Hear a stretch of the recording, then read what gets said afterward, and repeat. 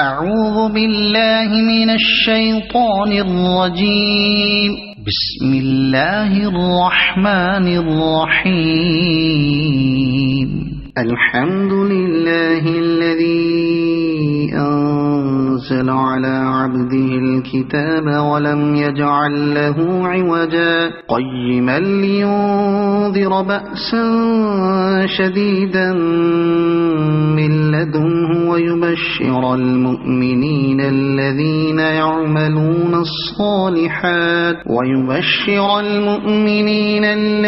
يعملون الصالحات أن لهم أجرا حسنا ماكثين فيه أبدا وينذر الذين قالوا اتخذ الله ولدا ما لهم به من علم ولا لآبائهم كبرت كلمة تخرج من أفواههم إن يقولون إلا كذبا فلعلك باخع نفسك على آثارهم إن لم يؤمنوا بهذا الحديث أسفا إنا جعلنا ما على الأرض زينة لها لنبلوهم أيهم أحسن عملا وإنا لجاعلون ما عليها صعيدا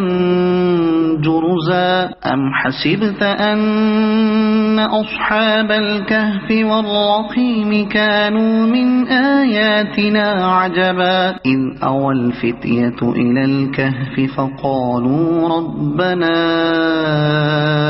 آتنا من لدنك رحمة وهيئ لنا من أمرنا رشدا فضربنا على آذانهم في الكهف سنين عددا ثم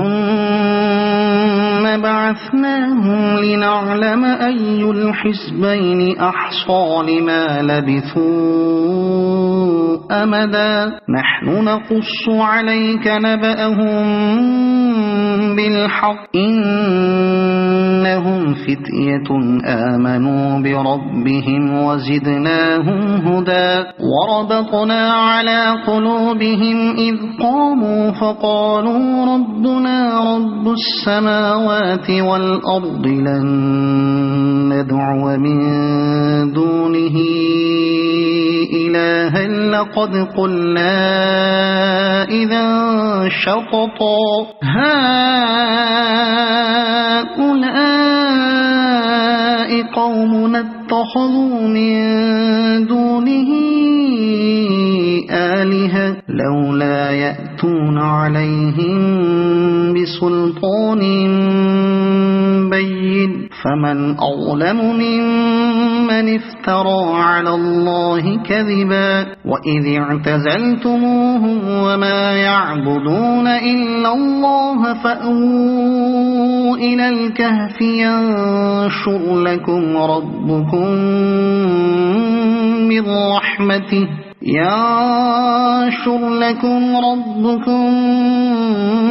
من رحمته ويهيئ لكم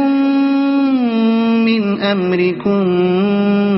مرفقا وترى الشمس إذا طلعت تزاور عن كهفهم ذات اليمين وإذا غربت تقرضهم ذات الشمال وهم في فجوة منه ذلك من آيات الله من يهد الله فهو المهتد ومن يضلل فلن تجد له وليا مرشدا وتحسبهم أيقاظا وهم رقود ونقلبهم ذات اليمين وذات الشمال وكلبهم باسط ذراعيه بالوصيد لو اطلعت عليهم لوليت منهم فرارا ولملئت منهم رعبا وكذلك بعثناهم ليتساءلوا بينهم قال قائل منهم كم لبثتم قالوا لبثنا يوما أو بعض يوم قالوا ربكم أعلم بما لبثتم فابعثوا أحدكم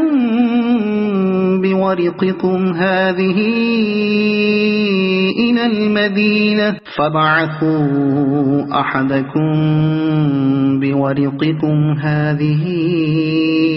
إلى المدينة فلينظر أيها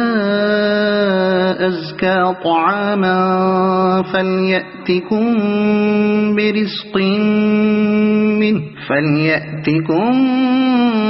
برزق منه وليتلطف ولا يشعرن بكم أحدا إنهم إن يظهروا عليكم يرجموكم أو يعيدوكم في ملتهم ولن تفلحوا إذا أبدا وكذلك أعثرنا عليهم ليعلموا أن وعد الله حق وأن الساعة لا ريب فيها إذ يتنازعون بينهم أمرهم فقالوا بنوا عليهم بنيانا ربهم أعلم بهم قال الذين غلبوا على أمرهم لنتخذن عليهم مسجدا سيقولون ثلاثة رابعهم كلبهم ويقولون خمسة سادسهم كلبهم رجما بالغيب ويقولون سبعة وثامنهم كلبهم قل ربي أعلم بعدتهم ما يعلمهم إلا قليل فلا تمار فيهم إلا مراء ظاهرا ولا تستفت فيهم منهم أحدا ولا تقولن لشيء إني فاعل ذلك غدا إلا أن يشاء الله واذكر ربك إذا نسيت وقل عسى أن يهديني ربي لأقرب من هذا رشدا ولبثوا في كهفهم 300 سنين وازدادوا 9 قل الله أعلم بما لبثوا له غيب السماوات والأرض أبصر به وأسمع ما لهم من دونه من ولي ولا يشرك في حكمه أحدا واتل ما أوحي إليك من كتاب ربك لا مبدل لكلماته ولن تجد من دونه ملتحدا واصبر نفسك مع الذين يدعون ربهم بالغداة والعشي يريدون وجهه ولا تعد عيناك عنهم تريد زينة الحياة الدنيا ولا تطع من أغفلنا قلبه عن ذكرنا واتبع هواه وكان أمره فرطا وقل الحق من ربكم فمن شاء فليؤمن ومن شاء فليكفر إنا أعلم وأعتدنا للظالمين نارا أحاط بهم سرادقها وإن يستغيثوا يغاثوا بماء كالمهل يشوي الوجوه بئس الشراب وساءت مرتفقا إن الذين آمنوا وعملوا الصالحات إنا لا نضيع أجر من أحسن عملا أولئك لهم جنات عدن تجري من تحتهم الأنهار يحلون فيها من أساور من ذهب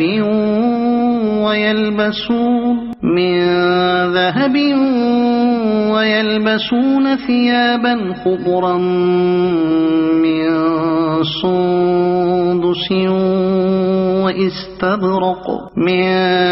سندس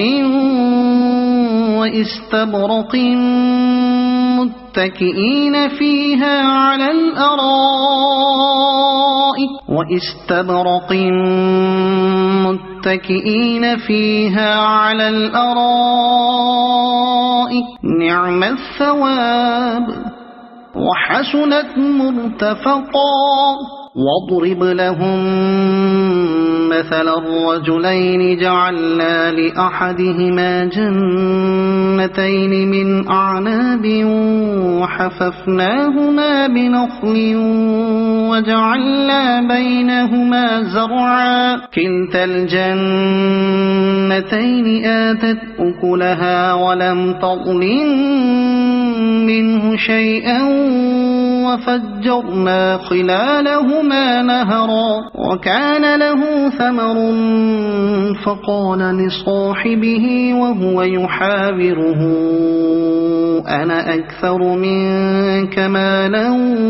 وأعز نفرا ودخل جنته وهو ظالم لنفسه قال ما أظن أن تبيد هذه أبدا وما أظن الساعة قائمة ولئن رددت إلى ربي لأجدن خيرا منها منقلبا قال له صاحبه وهو يحاوره أكفرت بالذي خلقك من تراب ثم من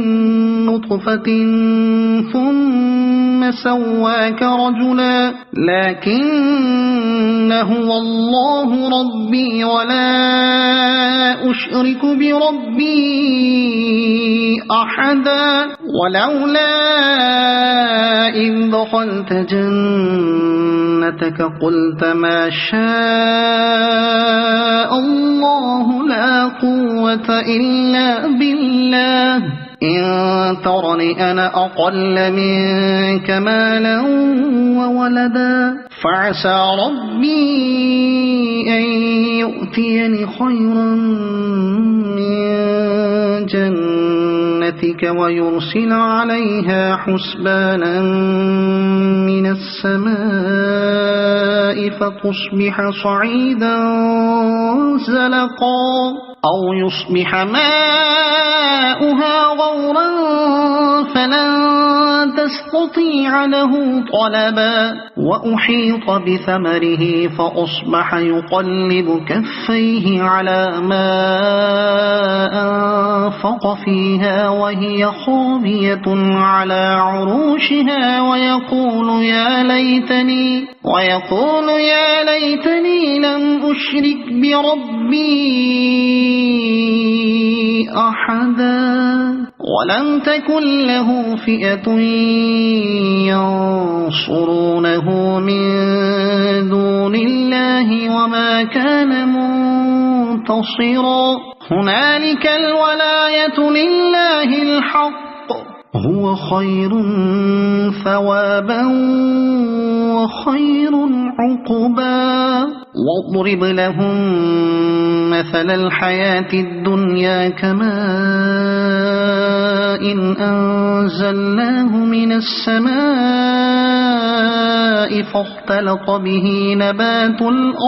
فاختلط به نبات الأرض فأصبح هشيما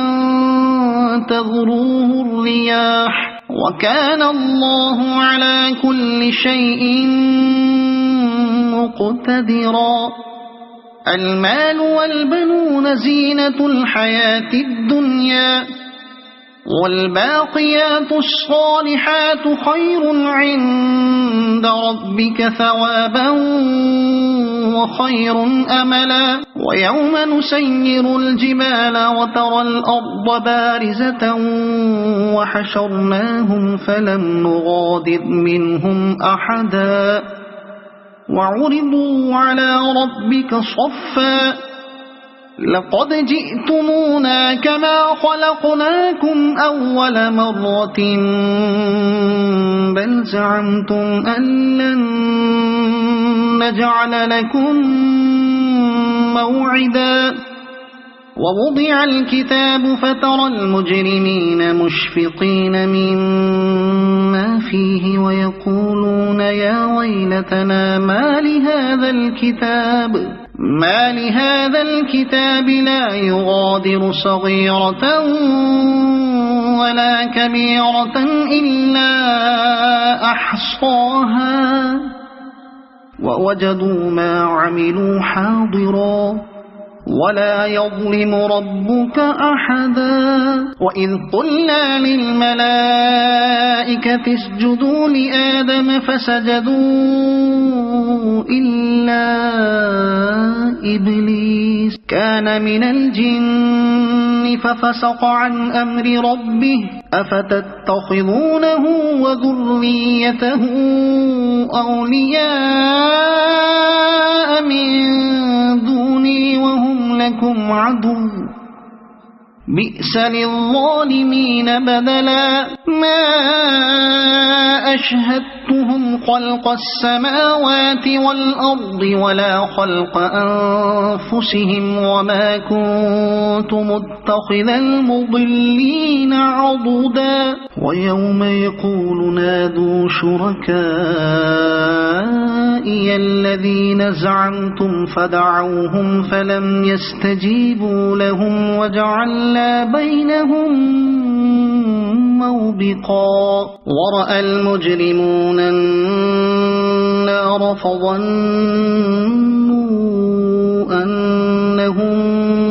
واقعوها ولم يجدوا عنها مصرفا ولقد صرفنا في هذا القرآن للناس من كل مثل وكان الإنسان أكثر شيء جدلا وما منع الناس أن يؤمنوا إذ جاءهم الهدى ويستغفروا ربهم إلا أن تأتيهم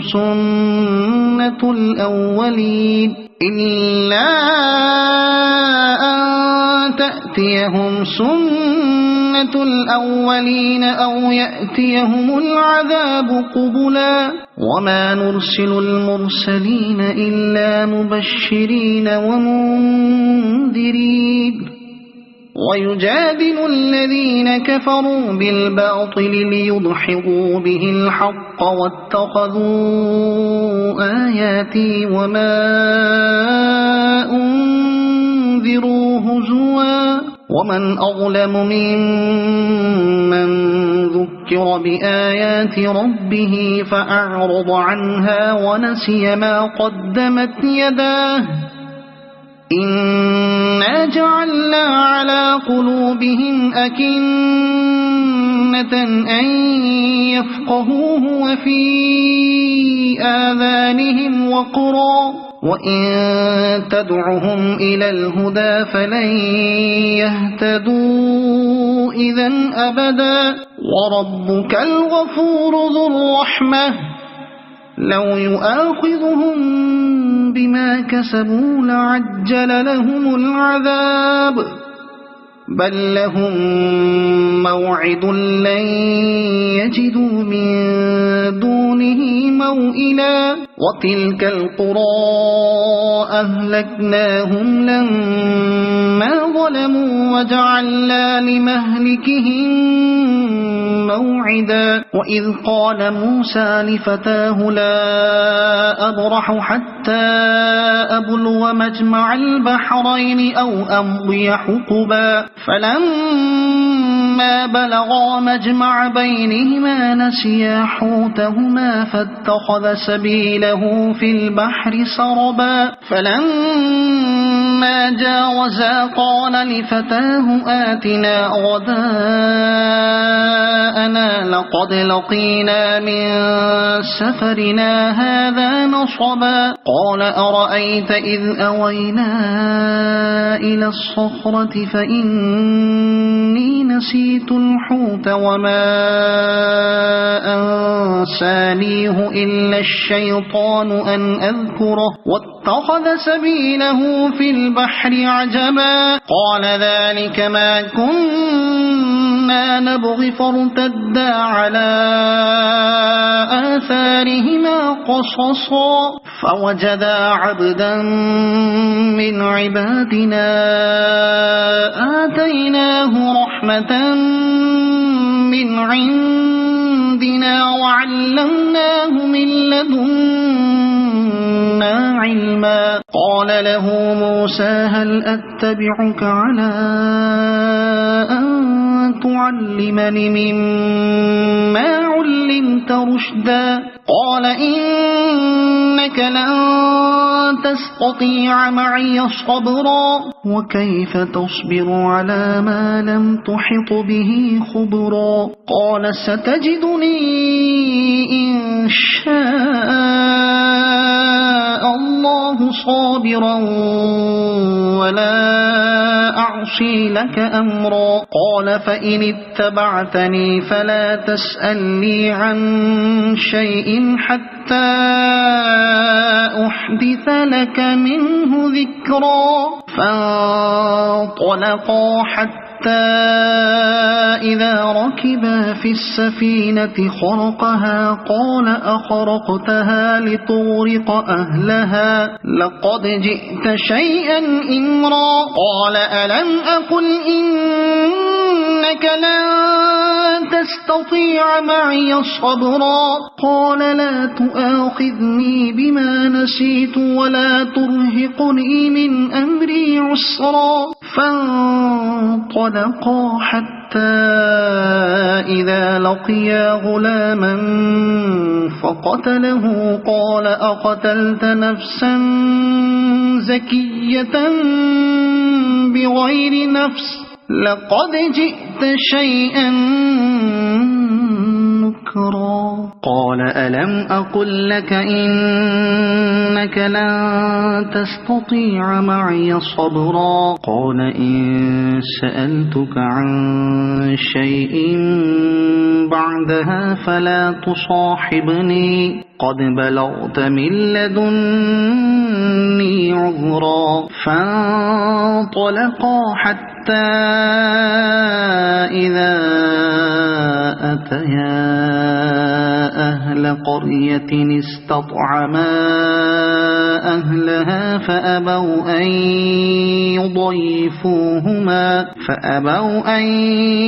يضيفوهما فوجدا فيها جدارا يريد أن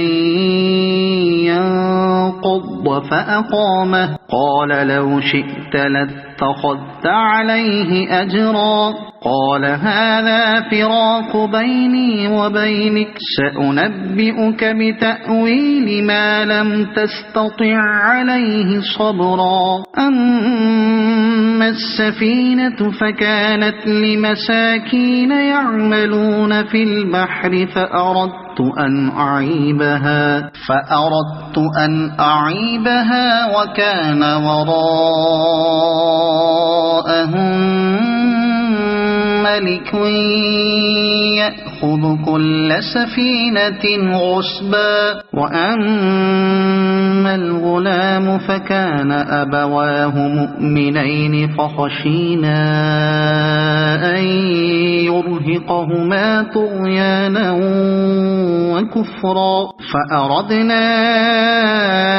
أن يبدلهما ربهما خيرا منه زكاة وأقرب رحما وأما الجدار فكان لغلامين يتيمين في المدينة وكان تحته كنز لهما وكان أبوهما صالحا فأراد ربك أن يبلغا أشدهما ويستخرجا كنزهما رحمة من ربك وما فعلته عن أمري ذلك تأويل ما لم تسطع عليه صبرا ويسألونك عن ذي القرنين قل سأتلو عليكم منه ذكرا إنا مكنا له في الأرض وآتيناه من كل شيء سببا فأتبع سببا إنا مكنا له في الأرض وآتيناه من كل شيء سببا فأتبع سببا حتى إذا بلغ مغرب الشمس وجدها تغرب في عين حمئة ووجد عندها قوما قلنا يا ذا القرنين إما أن تعذب وإما أن تتخذ فيهم حسنا قال أما من ظلم فسوف نعذبه ثم يرد إلى ربه فيعذبه عذابا نكرا وأما من آمن وعمل صالحا فله جزاء الحسنى وسنقول له من أمرنا يسرا ثم أتبع سببا حتى إذا بلغ مطلع الشمس وجدها تطلع على قوم لم نجعل لهم من دونها سترا كذلك وقد أحطنا بما لديه خبرا ثم أتبع سببا حتى إذا بلغ بين السدين وجد من دونهما قوما لا يكادون يفقهون قولا قالوا يا ذا القرنين إن يأجوج ومأجوج مفسدون في الأرض فهل نجعل لك خرجا على أن تجعل بيننا وبينهم سدا قال ما مكني فيه ربي خير فأعينوني بقوة أجعل بينكم وبينهم ردما آتوني زبر الحديد حتى إذا ساوى بين الصدفين قال انفخوا حتى إذا جعله نارا قال آتوني أفرغ عليه قطرا فما استطاعوا أن يظهروه وما استطاعوا له نقبا قال هذا رحمة من ربي فإذا جاء وعد ربي جعله دكاء وكان وعد ربي حقا وتركنا بعضهم يومئذ يموج في بعض ونفخ في الصور فجمعناهم جمعا وعرضنا جهنم يومئذ للكافرين عرضا الذين كانت أعينهم في غطاء عن ذكري وكانوا لا يستطيعون سمعا أفحسب الذين كفروا أن يتخذوا عبادي من دوني أولياء إنا أعتدنا جهنم للكافرين نزلا قل هل ننبئكم بالأخسرين أعمالا الذين ضل سعيهم في الحياة الدنيا وهم يحسبون أنهم يحسنون صنعا أولئك الذين كفروا بآيات ربهم ولقائه فحبطت أعمالهم فلا نقيم لهم يوم القيامة وزنا ذلك جزاؤهم جهنم بما كفروا واتخذوا آياتي ورسلي هزوا إن الذين آمنوا وعملوا الصالحات كانت لهم جنات الفردوس نزلا خالدين فيها لا يبغون عنها حولا قل لو كان البحر مدادا لكلمات ربي لنفد البحر قبل أن تنفد كلمات ربي ولو جئنا بمثله مددا قل إنما أنا بشر مثلكم يوحى